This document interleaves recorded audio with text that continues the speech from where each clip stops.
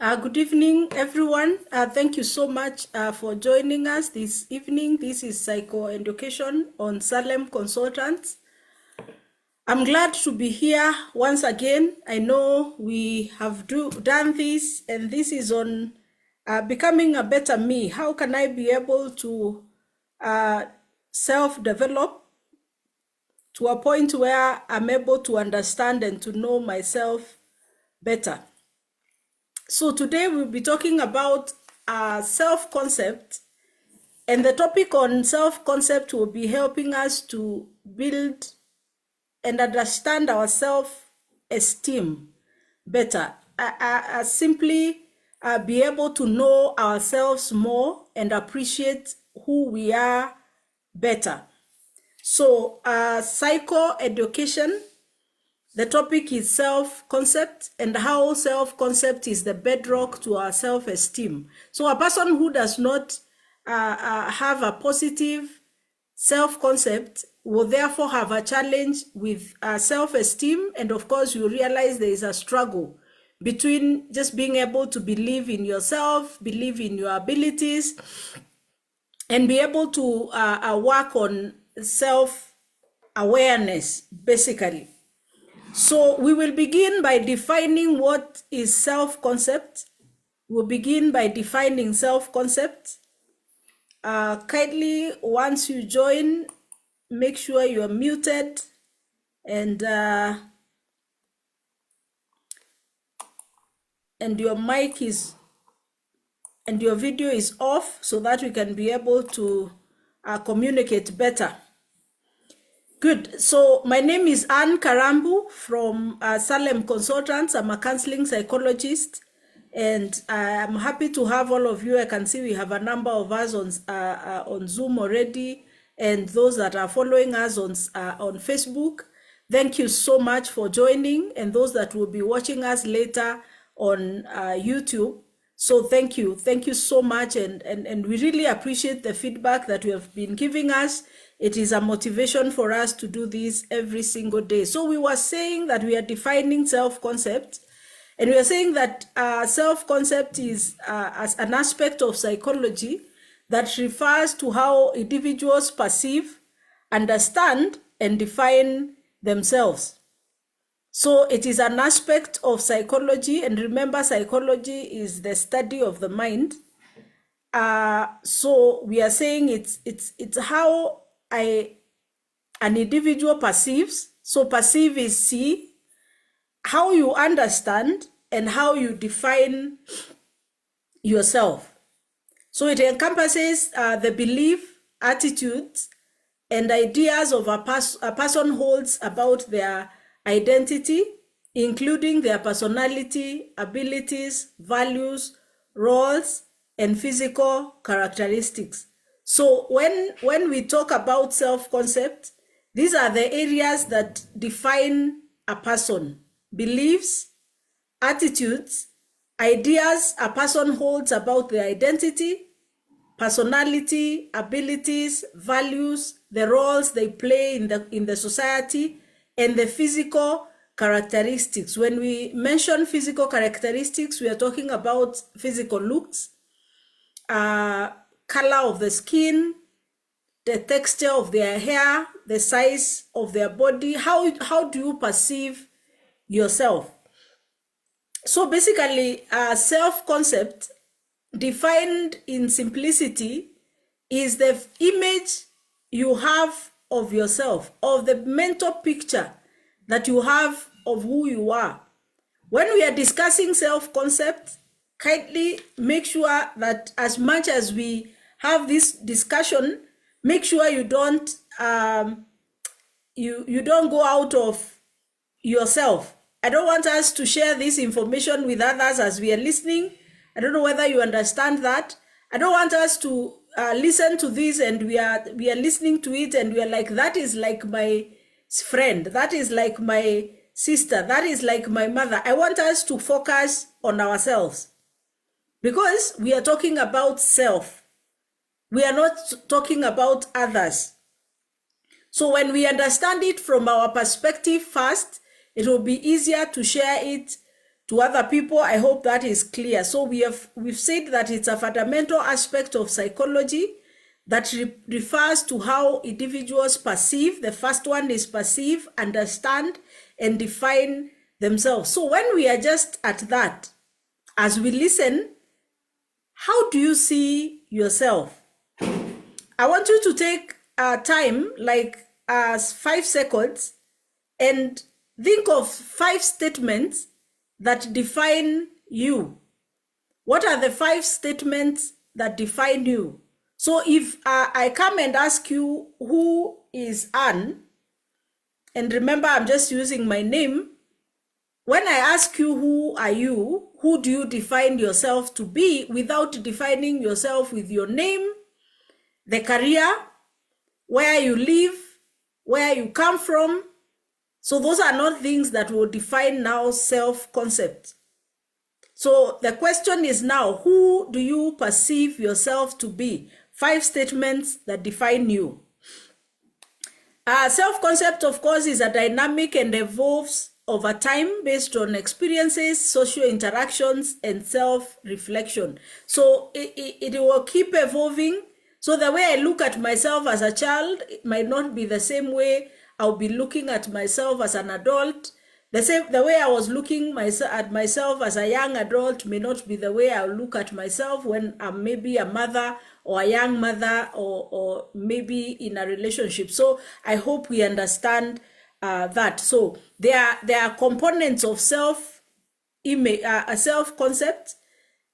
There are components of self-image, and they're the ones we'll be looking into now. And the first component is self-image. Self-image is in 2. There is body image and self-image. There is body image and self-image. Body image is the picture I have of myself. The picture I have of myself physically. So when I say Anne is dark-skinned, is slender, has nice or cute hair, that is the body image I'm describing. Why is body image so important? It is because the body is what carries the actual person.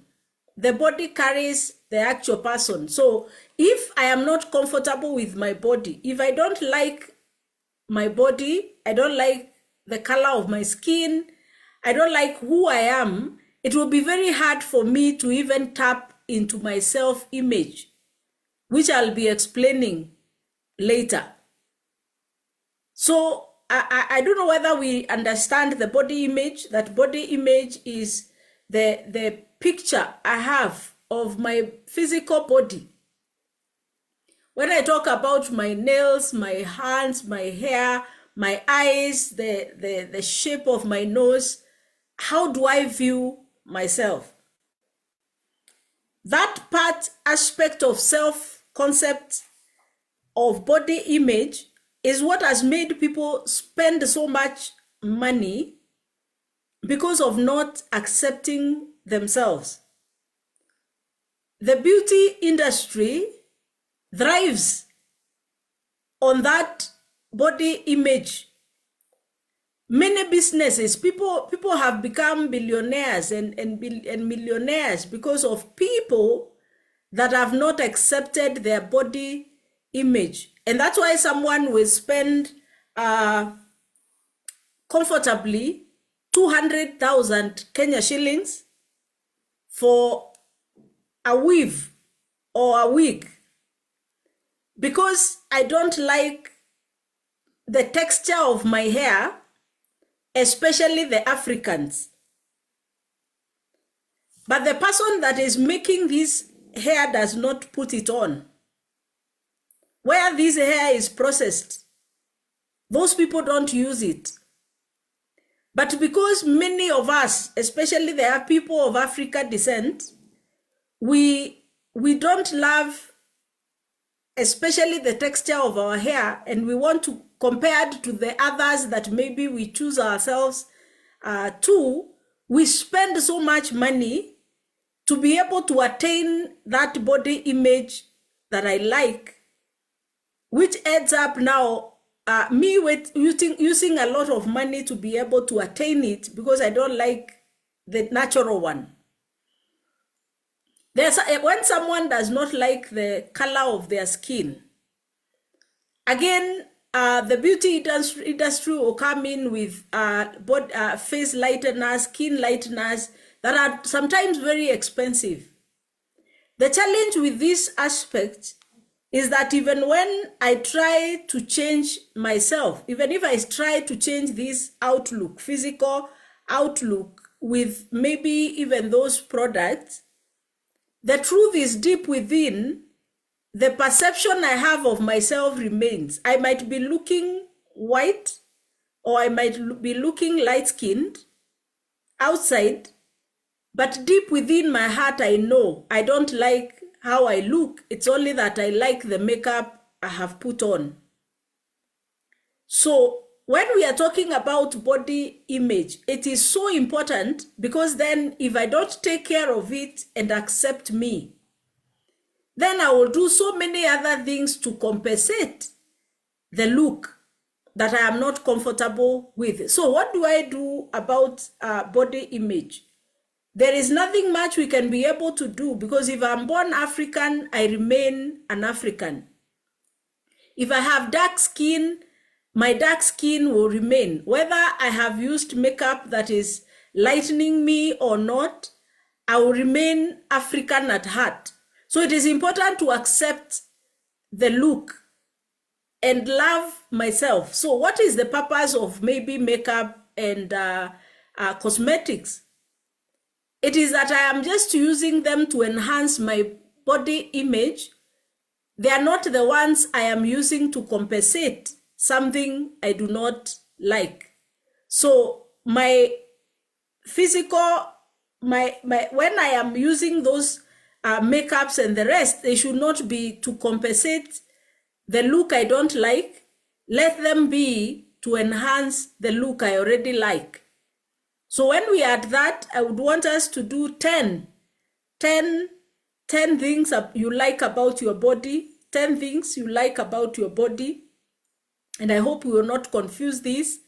10 things you like about your body. Then I just want three things that you don't like. I want us to write 10 things you like about your body and 3 things that you don't like. The reason as to why I want more of what you like is because the more we appreciate ourselves, the more we will be able to showcase our strength and our abilities to the world. But as long as we are looking down on ourselves, it will be very hard for us to even express and give the world the potential that we already have within. I hope that point is clear. Now we get to the other part of the self image, that is now our self-image, that has to do with our abilities, our strengths, our abilities. That is different from body image. So the strength, the ability, the talents, the giftings, that is self-image. In terms of that, how do you view yourself? What can you say are your strengths? And now I hope you realize why I was saying that self-concept, or when you are asked who are you, somebody is not asking your name or the career or asking where you live or where you come from or your tribe. That is not what we are asking for. We are asking for who are you in terms of strength, values, talents, giftings, abilities. Now that is self-image. Remember, we are talking about self-concept, and self-concept, we said, is the mental picture I have of myself. And the first assignment was to define in 5 statements, who are you, without using your name, career, where you live, where you come from. So being able to describe yourself in 5 statements. Then we have looked into body image and we have said, write 10 things you like about your body and 3 things that you don't like about your body. And remember those things that we don't like, there is nothing much we can be able to do. If I don't like the shape of my lips, there is nothing much I can do. All I need to do is accept.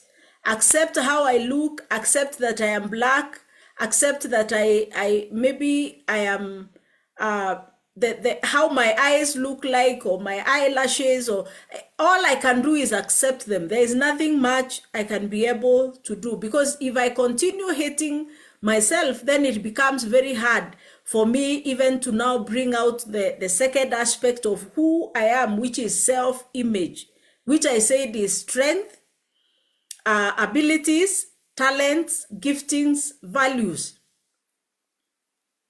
Now, again, when we are at self-image, I would want us to, I think this will be more of a session with so much to do. So I want you to write at least 3 strengths that define you. We are talking about I am confident, I outgoing, such things.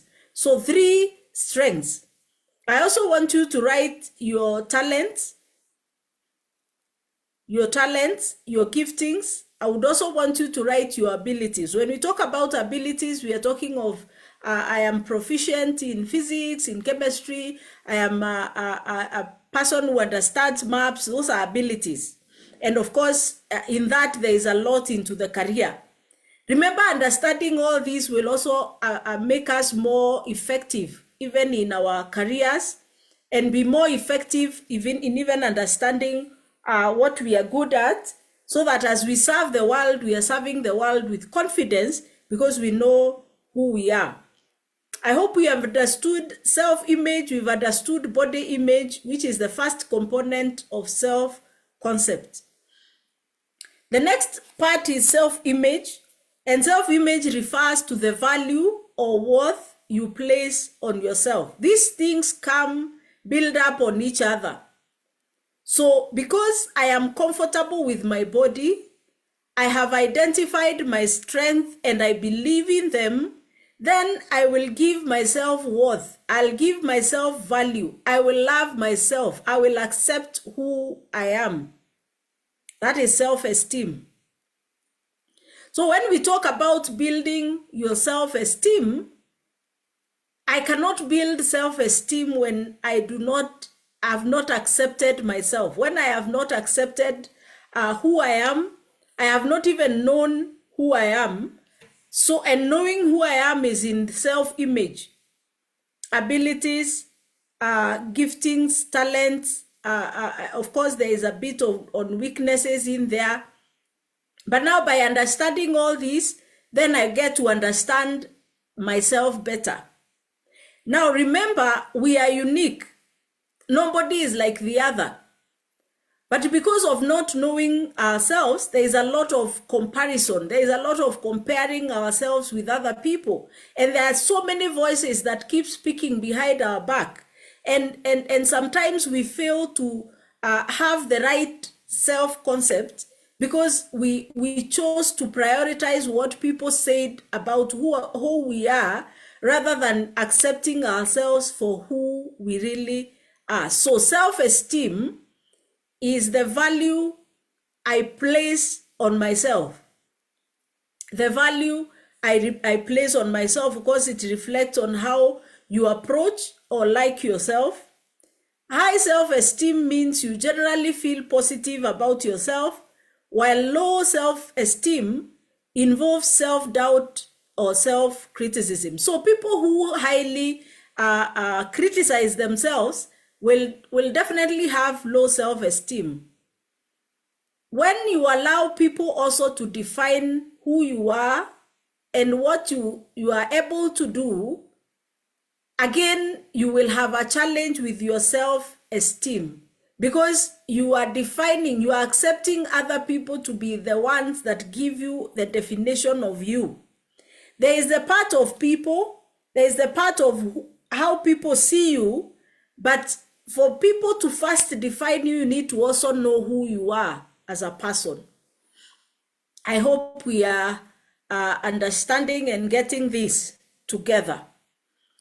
The third one, that concept of self-concept is ideal self.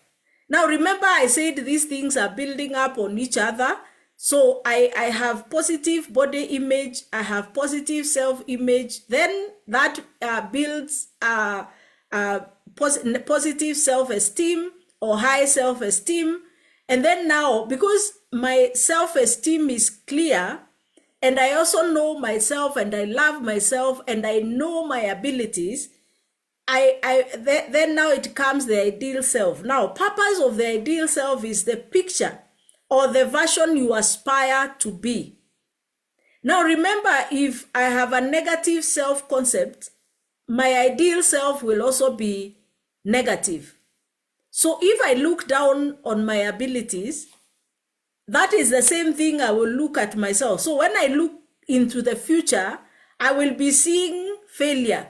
I will be seeing a person that will not make it. Sometimes I will be very worried about the future because I don't have the capacity to even believe in myself.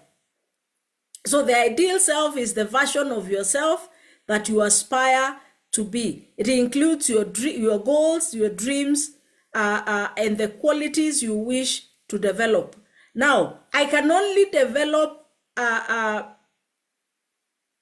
qualities or strengths that I have identified. I can only develop qualities that I have already identified. So sometimes we want to grow, but we did not develop anything. So there is nothing to build up on because we did not work on it. So it is important to make sure that we understand who we are holistically so that we can be able to have a positive version of ourselves, the one we aspire. This one has a lot to do with hope, a lot to do with dreams, a lot to do with purpose, a lot to do with the future. So when we are at that, what are your goals for the next 10 years of your life? What are your goals in the next 10 years of your lives? What would you want to achieve? What would you want to have achieved in the next 10 years? Or what do you see yourself becoming in the next 10 years? Good. The other component of self-concept is self-efficacy. I said again, these things are building up to each other. So I have positive body image, positive self-image, which creates high self-esteem. I have an ideal self that is positive. I can set clear goals. I can aspire. I can look into myself. I manage finances well. So I can also be able to know how to save and how not to waste money by healing myself, my body image that I'm not comfortable with. So all these things are building up to who I want to become. And therefore now the fourth one is self-efficacy. This refers to your belief in your ability to succeed in specific situations. In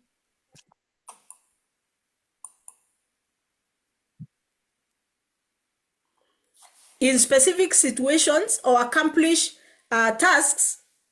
So I already know my ability. I know I can be able to do this. So this, you can imagine, this is much in maybe even in our workplace. I am given a task and I go for it because I have a lot of confidence in it. I know I can be able to deliver. So when I am delivering, I am giving my all without doubt because I already know myself. So believing in the ability to succeed in specific situations or accomplish tasks. Now, this will also help me not to find myself picking everything, trying to be an expert in everything. So I'll narrow down to a few things that I am good at and I'll do my best in them. Good. I hope that one we have understood. So I of course, like I know maybe my line is, let me use psychology. My line is psychology, speaking, mentorship, So that is where I will put all my effort, because I have already identified it. Therefore, I am trying to do the best in that area. Remember, I cannot improve something I don't know. I cannot improve a skill I have not identified. I cannot be able to showcase a gifting when I hate myself. If I don't believe in myself, I cannot even stand out to speak, because I have self-hatred, or I judge myself. So even when I am speaking, I'm already judging myself. So it is very important to be able to have that image, positive self-image, positive self-esteem, positive high self-esteem, then be able now to have an ideal self, and then our self-efficacy then will be able to stand out. The other component of self-concept is social identity. So now I am a whole person. I am a complete person. I love myself. I'm comfortable with my body, or however way I look. And therefore, I even know my abilities. I have worked on my giftings and talents and strengths. I have a positive self-esteem. I have a picture of the future. And I have also become good in what I do. So now I am interacting with other people. That is a social identity. This involves how you see yourself in relation to social groups such as family, culture, profession, or community. Can you imagine if I hate the community I come from?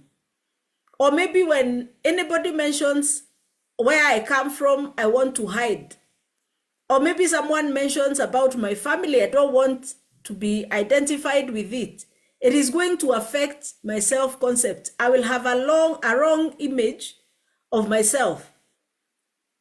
If I don't like my family, and it may be for many reasons, I might have maybe abused, neglected, maybe I suffered, or there was abandonment or something that happened in my family. So if I don't like the family I come from, then I will have a negative self-concept. I will have a view of myself that is not right.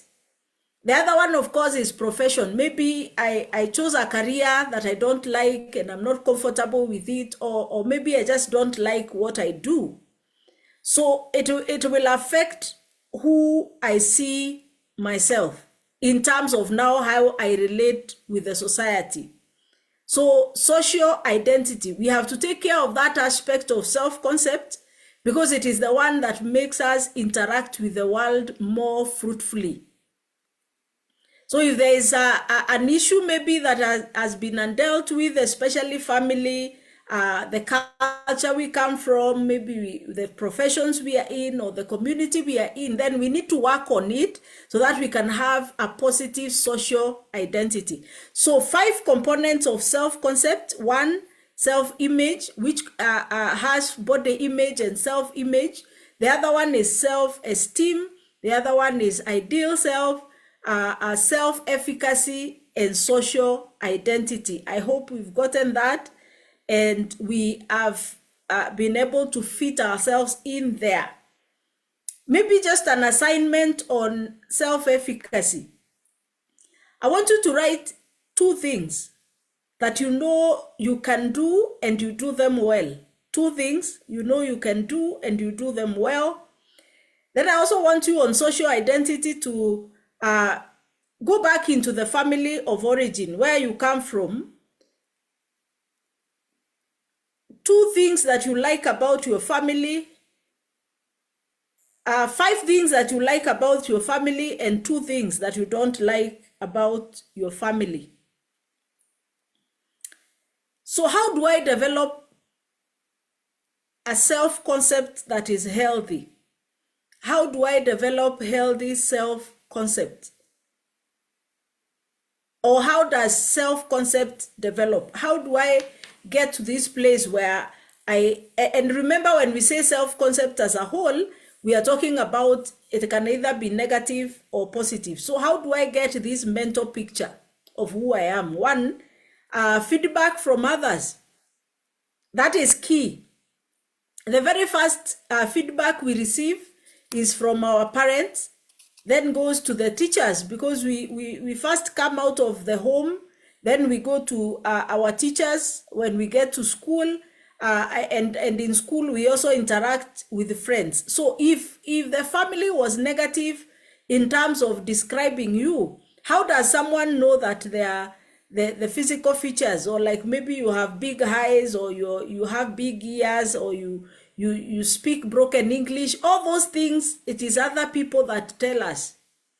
And that's why now when I am trying to heal my self-concept so that I am in the positive, I have to go back and ask, where did I get this information from? Who told me I am fat? Who told me that I am black? Who said that I have a flat nose? How did I get this wrong image of who I am? Because on most occasions, it is feedback from other people. Of course, the other one is, and of course, as we raise our children and as we interact with people, let us be intentional in giving positive reinforcement. Let's talk positive things about other people rather than criticism, because it ends up hurting other people's emotions. The other part is self-reflection. Thinking about your experiences, actions, emotions help you, of course, form a deeper understanding of yourself. So we need to have a good relationship with ourselves. We learn to call ourselves for a meeting once in a while. Learn to love your own company. Love your space. Love talking to yourself. Love interacting with yourself. I know some people are afraid to be alone. Learn to speak to yourself. Be a good company of yourself. That is the only way we will be able to have an opportunity to do self-reflection. You cannot do self-reflection in a crowd. When people are making noise and people saying all manner of things, it is not possible to really be able to do a self-reflection in such a space. So we need to create time for self-reflection. The other one, of course, and how it influences our self-concept is our cultural influences. The cultural norms, the values influences how you define yourself and your role in society. There are some cultures that demean maybe women or look down in the roles of a woman. So when I am looking at myself, I will look at myself in comparison to how that particular culture I come from looks at a woman, or maybe looks at a man, or looks at a person, or maybe even it is the family you come from. Maybe it doesn't have a name. So you find yourself defining yourself with that. The other one, of course, is life experiences, successes, failures, challenges. All these contribute to our self-concept. And you can imagine now when I go through painful life experiences like loss of loved ones, abuse, trauma, natural calamities that sometimes find us, floods, have lost property, loss of jobs, maybe by parents when we are growing up. All that will have an impact on my self-concept. That's why then being able to overcome those difficult situations that we have gone through in life then has such a great impact in who we become in our lives. So I don't know whether we've gotten the 4. We have said the first one.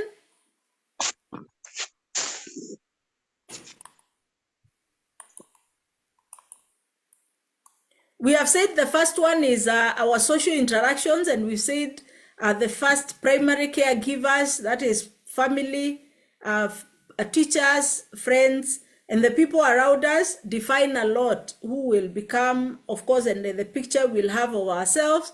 Then we've said self-reflection. So sometimes when someone goes into self-reflection, you become too negative, and it is consistent negative self-talk. So it's like you're just beating yourself, and sometimes you can even get to a point where you are insulting yourself. Then we talked about cultural influences, the culture that we come from, and then of course life experiences, things that happen in our lives. And these are things sometimes we may not have the power to change. So the much we can be able is learn how to cope with those life experiences. So what is the importance of self-concept? What is the importance of self-concept? Number one, it guides our behavior. It guides our behavior. So remember, this is the image or the picture I have of myself. So you can imagine it almost dictates everything I do, how I relate with people, how I look at myself, how I believe in my abilities, how I study in school. It has such a big picture, how I spend my money, how I save and invest. Because if I have this body image that I am not comfortable about, and therefore I have to spend a lot of money on compensating or covering things I don't like, you can imagine how much money I will have wasted. And when I am saying this, and I know it's not easy, I cannot imagine using 200,000 on hair that is not mine. I cannot even want to start imagining. And we find ourselves in that space. And sometimes it's just because we have a wrong picture of who we truly are. So imagine how much money we would be saving. So it guides behavior, and it will both guide in a positive or a negative way. It affects relationships. So again, the picture I have of myself is going to affect how I relate with other people, whether it's family, it's me as a parent, it's me as a child, I am in a marriage relationship, or we are in a courting relationship. That will be affected by the concept, the picture I have of myself. The other part, of course, is that it impacts our mental health. So you can imagine I am this person that is respected out here. I have this efficacy. I am very good at work. So maybe I've even been given a position of a manager, but I have a wrong image of myself. So there is a picture people look at when they see me, but the picture I have of myself is negative. So those two images are not able to reconcile. So I will have a conflict within. And this is normally the greatest cause of anxiety, because there is an inner person and the person that everybody else sees. But there is an inner person that has never accepted who they really are. And therefore, of course, it will impact our mental health. And of course, now when I don't like myself again, I might fall into depression and all those other challenges that come with it. So how can I improve my self-concept? Number one is practice self-awareness. I said when we were beginning, if there is something we will do for ourselves in this program of becoming a better me, then let us love anything called self. Self-awareness, self-concept, self-care. Let us do things for ourselves a bit. And this is not selfishness. In fact, the more we become self-aware, the lesser we become selfish. Sometimes we think concentrating in knowing ourselves will make us be selfish, or I'll be using too much time on myself. No. When we become more self-aware, we become more effective in all areas, in relationships, in marriage, in parenting, in everything. So I wish we would increase more time in knowing ourselves than even going to those financial understanding or development classes. We do self-awareness first, understand ourselves more. Because how we spend our money is highly determined by who we view ourselves to be. How we manage a marriage is determined by how self-aware we are. How we raise our children is highly affected by how much of ourselves we know. So make it a priority to be more self-aware.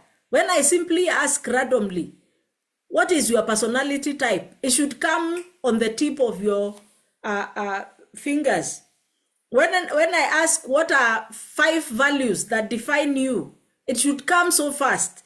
When we ask what are your strengths, they should be able to be so fast. And the best of it is that it will also improve our spiritual journey. We will be able even to relate with God better. Can you imagine a person praying, a person who is praying and they don't like themselves? What kind of prayer do they make? They almost literally beg God because they don't believe that God can love them. When you read the Bible and you see love and you're wondering, am I lovable? Can I be loved? So it will also improve all those areas and aspects of ourselves. The next one is set realistic goals. I said we do a 10-year plan. Where do you see yourself in the next 10 years of your life, regardless of your age? Where do you see yourself in the next 10 years? Set very clear goals. Again, self-concept helps us set goals in accordance to our abilities, giftings, talents, values. So we will not try to be other people because we already know who we are.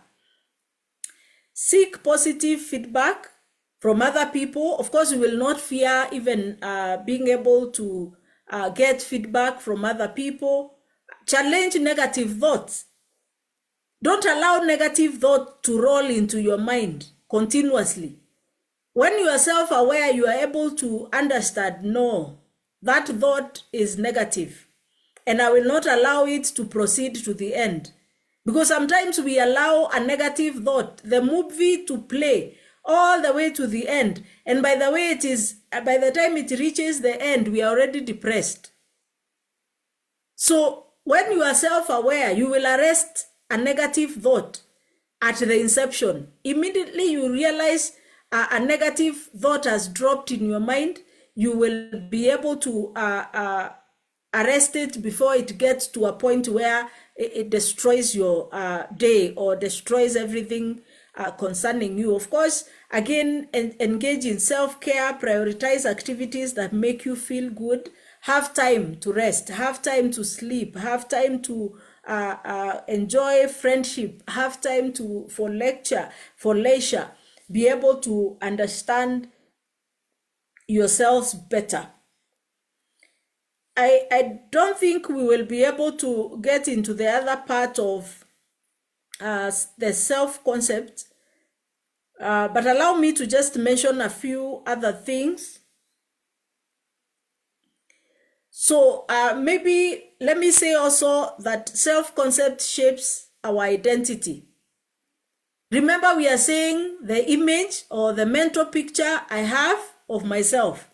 So it shapes my identity. Who am I? And I will not struggle to be like other people because I already know who I am. The other part is, of course, self-concept influences our self-worth. So the value I give myself is highly influenced by my self-concept. I hope we got the definition of what self-concept is so that we can get that picture properly. The other one, of course, is self-concept guides behavior and choices.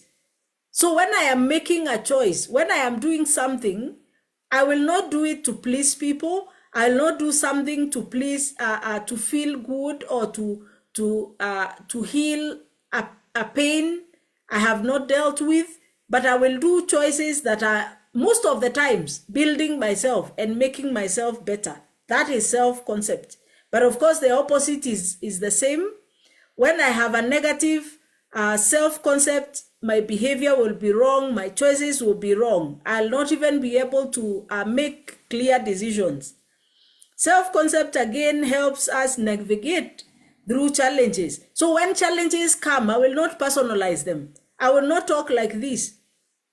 It is like I am cursed. I am the only one who goes through this.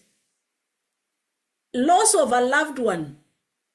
Death is a common thing. It's something that happens to almost all of us. I mean, I don't think there is a single family on the face of the earth that has not lost a loved one. So when such things happen, I will not personalize them and think that they are only coming to me. And therefore, I'm even hating myself because they happened. Or maybe lack of money.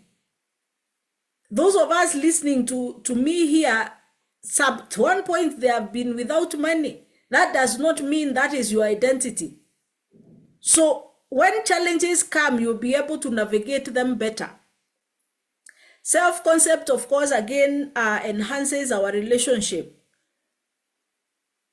Yeah, so those are some of the things maybe I would want us to mention today. And I hope we've been able to get a clear picture of self-concept and we can be able to relate it to our life and therefore build a high self-esteem so that as we are sharing ourselves and our abilities and our talents and our giftings to the world, we do it with confidence. It will be very easy for us to tap into potential that is out there, potential that we have never been able to tap into. There are so many things we are good at, and maybe we have only taken 5% of it because we did not have a proper self-concept. So I pray and I believe as we continue with these conversations, we will become more productive at work. We will be able to earn more money because we will stop looking down on ourselves. We will believe in our abilities, our giftings.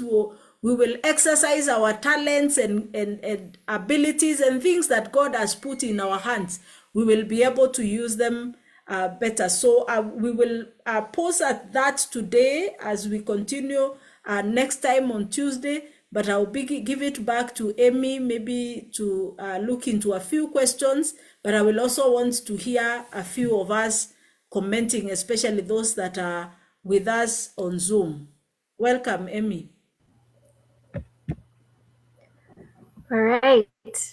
Thank you so much, Madam K, for that awesome session. That was one of those that we really needed to hear, just to understand self-concept, to understand who we are, to understand how we value ourselves, why we think the way we think about ourselves, and definitely the assignments that you have given to us. I hope the people with us have heard and have taken note as well, so that we are able to just keep bringing our things together and just to be able to reflect on ourselves. So maybe, Madam K, we can answer a few questions here.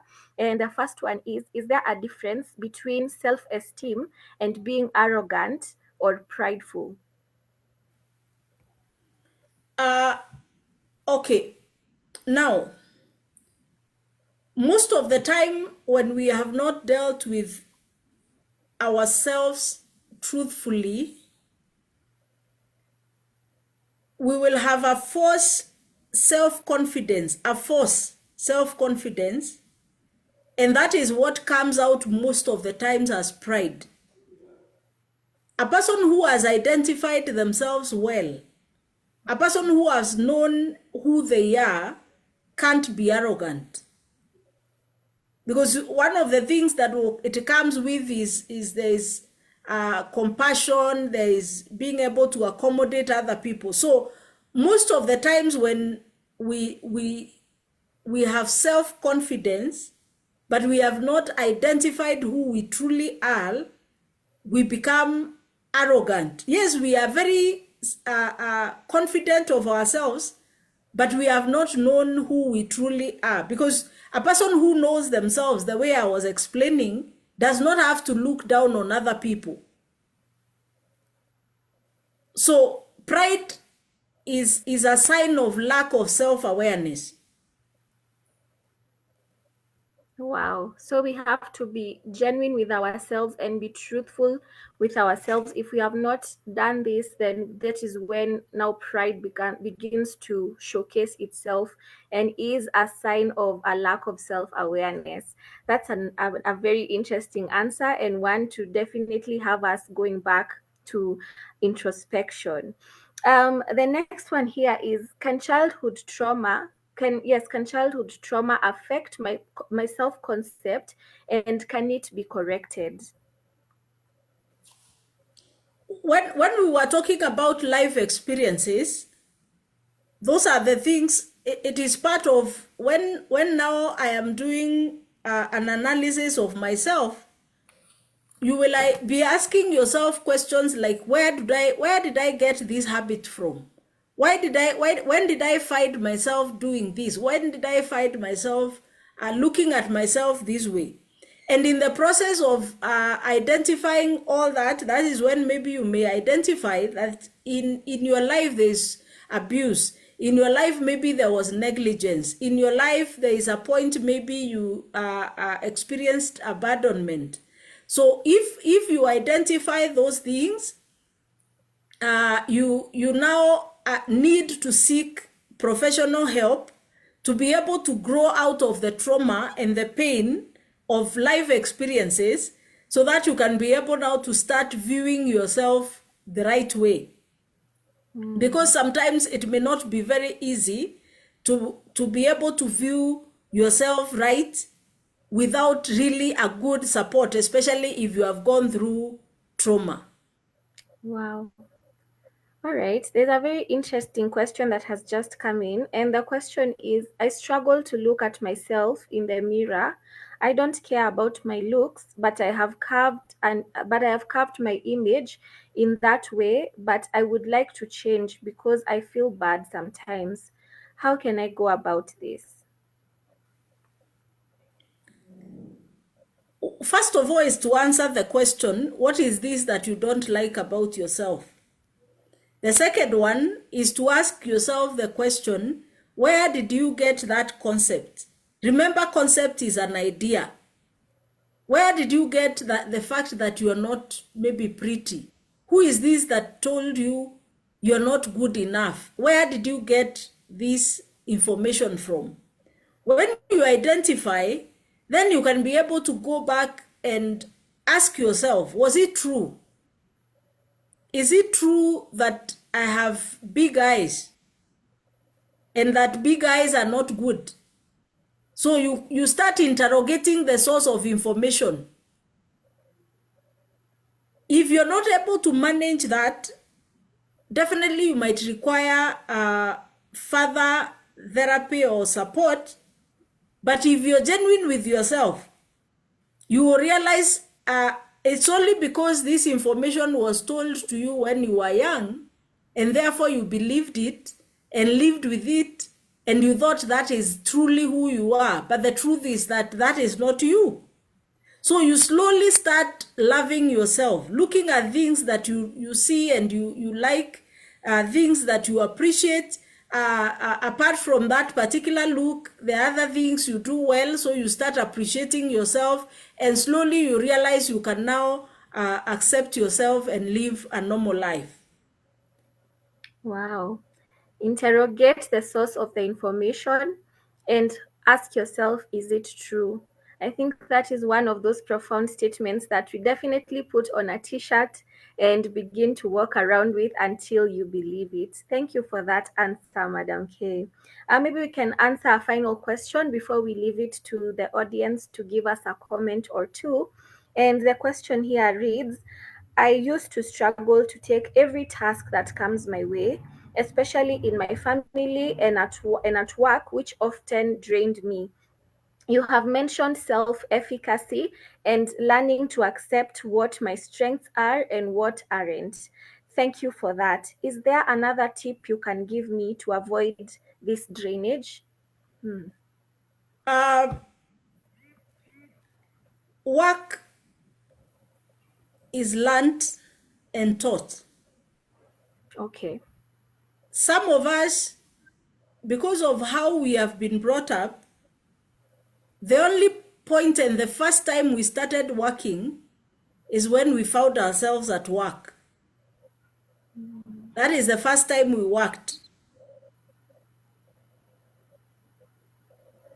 So it might become a little bit a struggle for that person who has started working when they are either young adults or teenagers.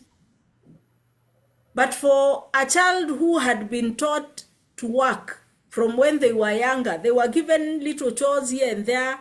They were allowed to do a few things and they make mistakes. That is how someone builds their work ethics. So if you are struggling like this, one, you need to develop a routine and be very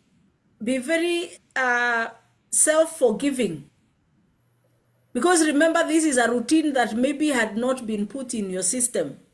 Maybe when you were in your teenage years, like if you closed school, you would sleep from whatever time you want, wake up whatever time you want, eat whatever time you want. So when you get into a structured work, you find it very hard to cope because you are used to sleep at 2 a.m., wake up at midday, not eat breakfast or not even cook at all. The next time you're meeting a meal, maybe it's at night, and nobody really questioned that lifestyle. So one, you may not be having one thing that is called routine. And therefore now this routine is draining you,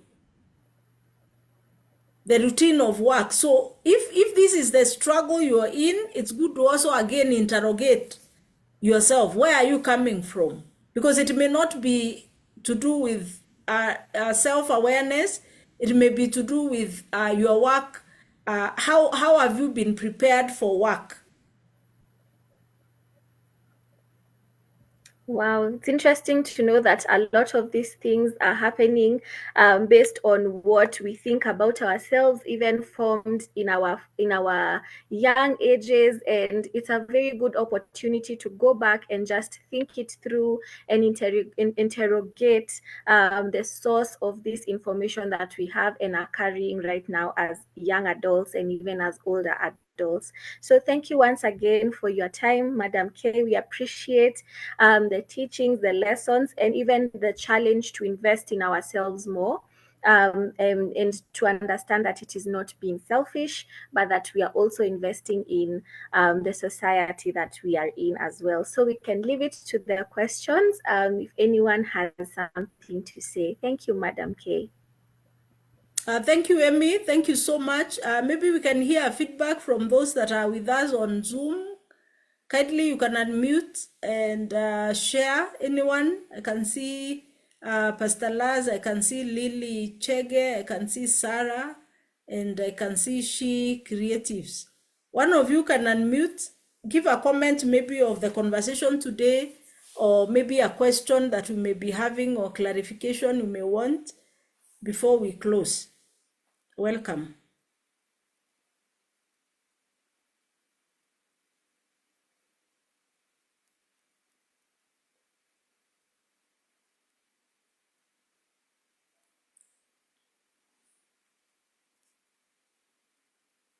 Anyone that is ready can unmute.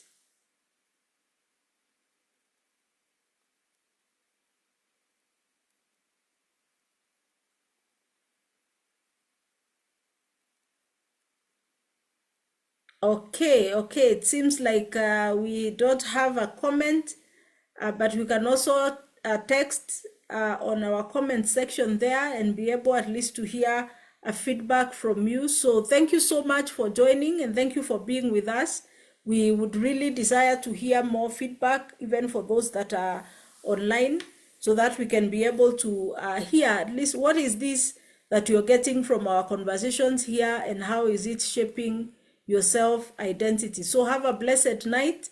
See you next Tuesday, same time, that is 8:30 to 9:30. And I believe this is shaping our lives, is shaping how we work, is shaping our relationships and everything concerning us. So have a blessed evening, and may the Lord bless you.